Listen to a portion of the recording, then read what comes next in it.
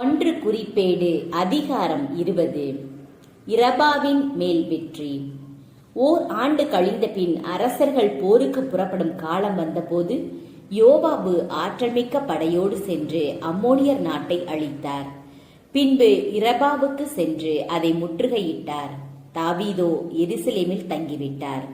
யோவாபு இரபாவை தாக்கி அதை வீழ்த்தினார்.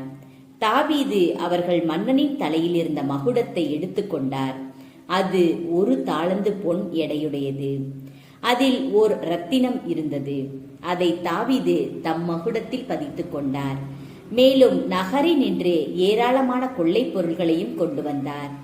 தாவீது அங்கு குடியிருந்த மக்களை சிறைப்படுத்தி ரம்பம், கடப்பாரை, கோடாரி ஆகியவற்றால் அவர்களை வேலை செய்ய வைத்தார். தாவீது அம்மோனியரின் எல்லா நகர் மக்களுக்கும் இவ்விதமே செய்தார். பின்னர் அவரது மக்கள் அனைவருடனும் எருசலேமுக்கு திரும்பினார். பெலிஸ்தியர் மேல் படையெடுப்பு. அதன் பின்னர் கேசேரில் பெலிஸ்தியரோடு போர் நடந்தது. அதில் ஊசாவியனான சிபக்காய் அரக்கர் இனத்தவரான சிபாயை கொன்றான்.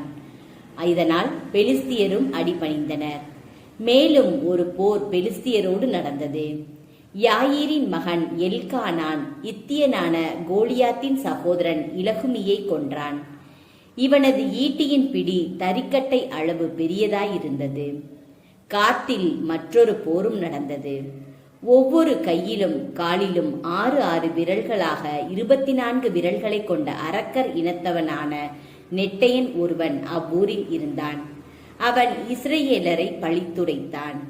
தாவீதின் சகோதரராகிய சிமையா மகன் யோனத்தான் அவனை கொன்றார்.